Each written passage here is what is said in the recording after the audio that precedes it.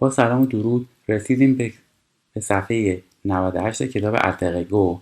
اگه این کتاب رو ندارید میتونید به کانال تلگرام من مراجعه بکنید و این کتاب رو دریافت بکنید اونجا. خب این دوسیه 30 هستش، دوسیه یعنی بخش 6 درس اول. راجع به فصلهای سال میخوایم صحبت بکنیم. لکتخ سزون یعنی 4 تا فصل و پرله دو سه سانساسیون یعنی راجع به احساساتمون بتونیم حرف بزنیم. خب این 4 تا فصل چیا هستن؟ پرنتان یعنی بهار، اته یعنی تابستون، اوتون یعنی پاییز و لیور یا ایور که میشه زمستون. اول این درس قراره با یه خانمی به نام انیس غولمان صحبت بکنن که کارگردان یه فیلم به نام لکتخ سزون یعنی 4 فصل. پس میشه درنیر فیلم یعنی آخرین یا جدیدترین فیلم انیس غولمان. سوق از سوختیق میاد یعنی بیرون اومدن. ست سومن یعنی این هفته میاد بیرون. انوم اژه یعنی یه آقای مسن. سوسوونیق یعنی به یاد آوردن. خب سوسووین یعنی به یاد میاره. دو تخوا مومان از 3 تا لحظه دو سوی 3 تا لحظه زندگیشو اتخوا سزون دیفرانت در 3 فصل مختلف پرنتان، اته و لوتون. quand le film commence وقتی که فیلم commence یعنی شروع شدن. وقتی که فیلم شروع میشه c'est l'hiver یعنی فصل زمستونه. l'homme vient de perdre sa femme. بهتون گفتم که venir به علاوه دو به علاوه مصدر گذشته اخیره. خب پس رسان هستش. پس میگه تازگی ها perdre یعنی از دست دادن. از دست داده زنشو. et il se souvient یعنی به یاد میاره. c'est un film plein de finesse یعنی یه فیلمیه plein de یعنی پر از چیه؟ فینس یعنی ظرافته. la réalisatrice réalisateur یعنی کارگردان. حالا این حالت مؤنثش یعنی خانم کارگردان. a voulu یعنی خواسته از vouloir میاد. respecter یعنی احترام بذاره. le souvenir به اون حافظه و اون خاطره. tel qu'on le vit یعنی همون طوری که اونو زندگی میکنیم. en image به صورت تصویر. en sensation به صورت احساسات با استفاده از احساسات. en odeur به صورت بو با استفاده از بو. odeur یعنی بو. در ادامه میخوایم مصاحبه‌ای که با این خانم شده رو با هم دیگه گوش بدیم.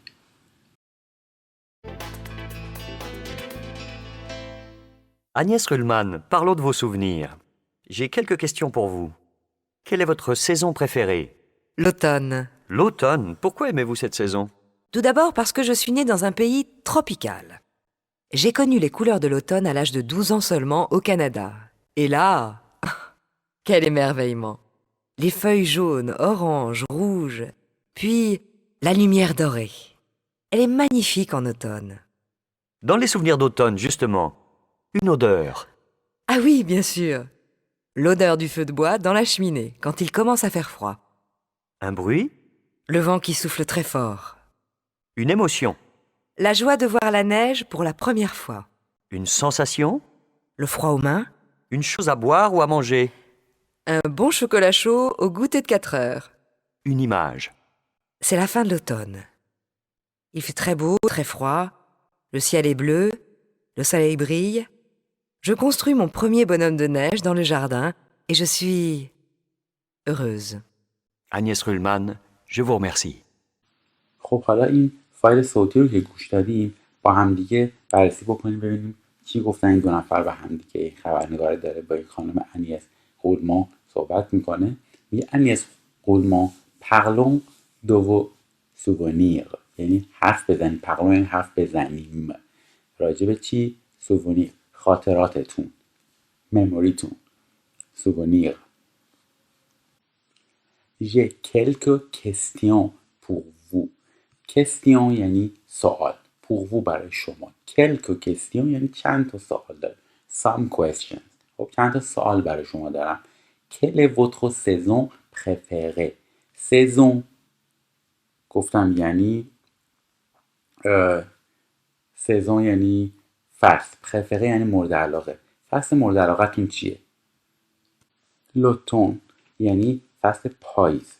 Pourquoi aimez-vous cette saison؟ Pourquoi یعنی چرا aimez-vous cette saison؟ چرا این فصل رو دوست داری؟ اینو سوالی کرده. سوالی کردم تو درس قبلی بهتون یاد دادم که اگر میخوایم بهش مراجعه بکنید من لینکش رو این بالا براتون قرار میدم. بهش مراجعه بکنید و سوالی کردن جملات فرانسه رو اونجا یاد بگیرید. تو d'abord یعنی اول از همه. parce que یا parce que یعنی برای اینکه je suis né گفتم بهتون یعنی به دنیا آمدم. پس کمپوزه است با être با مصدر être. dans un pays tropical توی کشور تروپیکال. توی کشور استوایی تروپیکال یا گرمسیری. j'ai connu les couleurs de l'automne. connu از connaître پس کمپوزه از connaître هستش یعنی شناختم. اوکی connaître شناختن. les couleurs رنگ ها رو. رنگ های چی؟ رنگ های پاییز رو à l'âge de 12 ans در سن 12 سالگی. seulement فقط.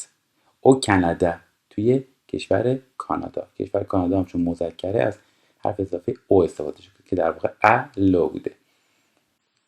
la quel émerveillement یعنی و اونجا چه شگفتی، چه جایی مثلا باحالیه. les feuilles jaunes یعنی برگ های زرد. orange یعنی نارنجی. rouge هم یعنی قرمز. puis la lumière dorée بعدش نور طلایی. lumière یعنی نور. dorée یعنی طلایی. elle est magnifique یعنی فوق العاده است. en automne یعنی توی فصل پاییز فوق العاده است. dans les souvenirs d'automne justement une odeur یعنی فقط توی خاطرات پاییز. exactly یعنی justement یعنی دقیقا. une odeur یعنی یک بو. ah oui bien sûr البته l'odeur du feu de bois dans la cheminée. بوی هیزم پس آتیشی که از هیزم به دست اومده. بوا یعنی چوب. فو هم یعنی آتیش. dans la cheminée یعنی بخاری. خب شومینه به معنی همون شومینه هم هست که تو زبان فارسی هم میگیم. quand il commence à faire froid وقتی که commence à یعنی شروع میکنه به چی؟ faire froid برای چی استفاده میشه؟ برای هوای سرد استفاده میشه. مثلا میگیم il fait froid یعنی هوا سرد شده. خب هوا سرده پس میشه وقتی که شروع به سرد شدن هوا میکنه. un bruit یعنی سر و صدا. اوکی. le vent qui souffle très fort. le vent یعنی باد. qui souffle یعنی میوزه. très fort خیلی شدید. fort معنی قوی هم هست. اینجا یعنی شدید میوزه. une émotion. خب حالا احساس چی؟ مثلا اینجا قبلا راجع به صدا و بو و اینا صحبت کرده. میگه حالا خاطراتون رو از یک احساس چیه؟ la joie de voir la neige pour la première fois یعنی لذت یا شادی دیدن la neige یعنی برف. pour برای la première fois یعنی بار دفعه برای اولین بار. خب لذت یا شادی دیدن برف برای اولین بار. une sensation حالا یک احساس حس کردن. اون احساسات بود. émotion این حس کردن. le froid aux mains چه احساسی داشته؟ احساس froid یعنی سرد بودن، سرما. اومن تو دست ها، خیلی سرد بوده اونجا. une chose à boire ou à manger، یه چیزی à boire منظور یعنی برای، boire یعنی نوشیدن، manger یعنی خوردن. برخلاف زبان فارسی که مثلا ما برای خوردن آب هم میگیم آب خوردن، نمیگیم نوشیدن. تو انگلیسی و فرانسه اینا ببینیم بین نوشیدن مایعات و خوردن غذا فرق هستش. boire نوشیدن، manger خوردن. un bon chocolat chaud، شکلات شو، شکلات یعنی شکلات، شو هم یعنی گرم، همونی که تو فارسی هم مثلا یه هات چاکلت، کلمه انگلیسیه. شکلات گرم یه نوشیدنیه. اوگوته، اوگوته یعنی برای مثلا به عنوان اسنک و این ازش استفاده بکنیم. دو 4 heures به مدت 4 ساعت. une image یعنی تصویر. حالا تصویر چی؟ c'est la fin de l'automne. la fin یعنی پایان، پایان پاییز. il fait très beau، خیلی هوا خوبه. fait beau برای هوا از فعل استفاده میکنم. il fait froid، il fait chaud، il fait beau، هوا خوبه. très froid و خیلی هم چیه؟ سرده. le ciel est bleu، le ciel یعنی آسمون، bleu یعنی آبی، آسمون آبیه. le soleil، این ال آخرش خونده نمیشه. le soleil یعنی خورشید. brille یعنی میدرخشه.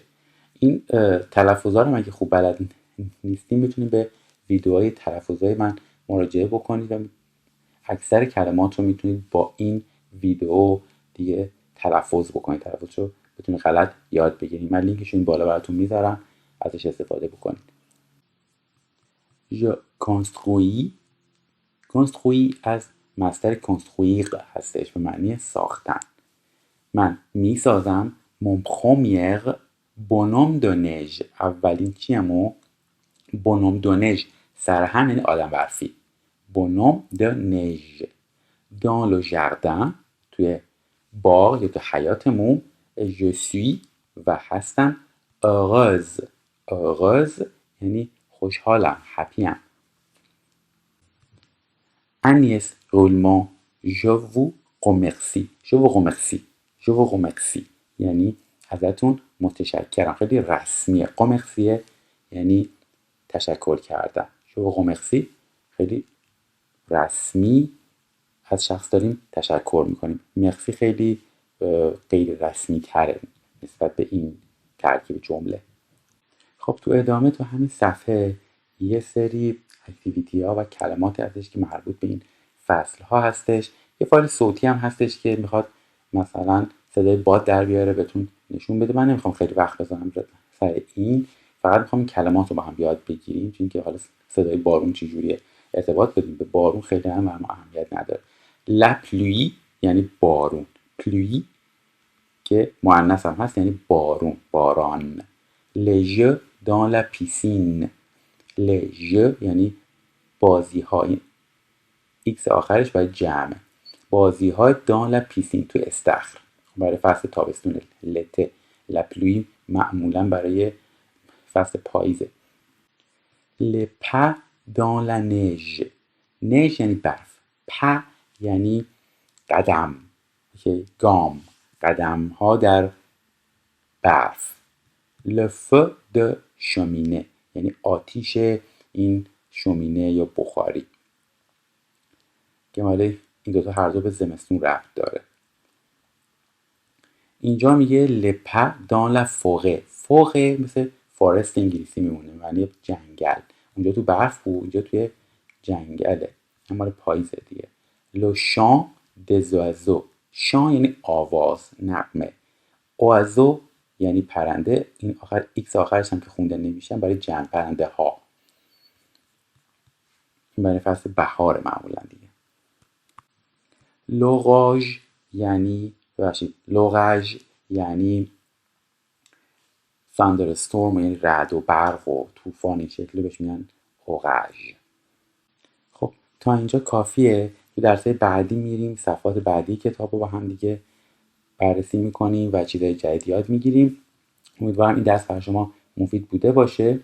برای حمایت از کانال من لطفاً کانال من رو به دوستاتون معرفی بکنید، سابسکرایب بکنید، لایک بکنید اگه ویدئویی رو دوست داشتین و لطفاً به من کمک بکنید بتونم این کانال رو رشد بدم. موفق باشید.